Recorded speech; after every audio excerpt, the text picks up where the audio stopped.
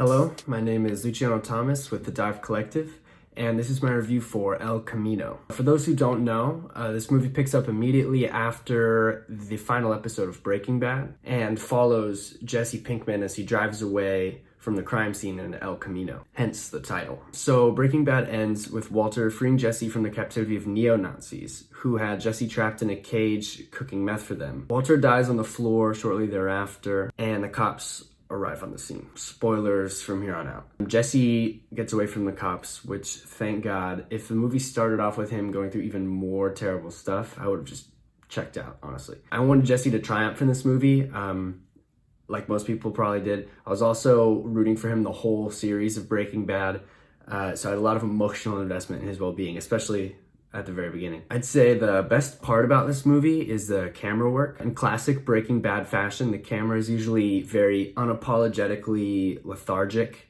It's slow movement, and sometimes total lack of movement feels really judgmental towards the characters and their actions. It also really makes you dig into moments that you want to look away from and just don't want to dig into, which again, very Breaking Bad. The framing tells a lot of the story in this movie, which is great because, I mean, filmmaking is a visual medium, so there will be scenes where there's no dialogue or anything, but the scene will build tension or tell a story through, you'll see a shadow of a figure approach the scene that the character doesn't see yet, or they'll juxtapose a beautiful landscape with a car driving through it that has like a dead body in it. So again, very Breaking Bad. Obviously, Aaron Paul delivers a fantastic performance in this movie, as he did in the show. No surprise there, but you gotta acknowledge it. How great was the guy from Jackie Brown in the vacuum store?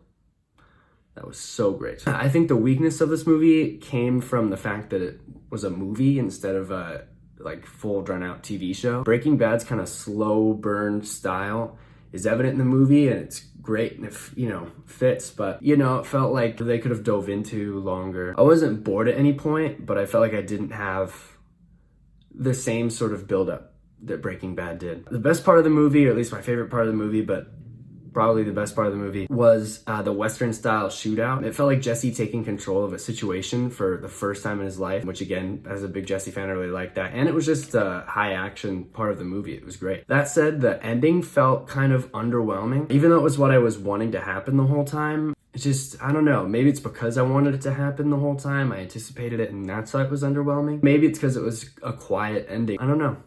And they did say that in the final scene that it's quiet, so that could have been it. Anyway, overall, I'd give this movie a high 7, maybe a low 8 out of 10. Very solid. Thanks for watching. I'm going to be reviewing Taika Waititi's Jojo Rabbit.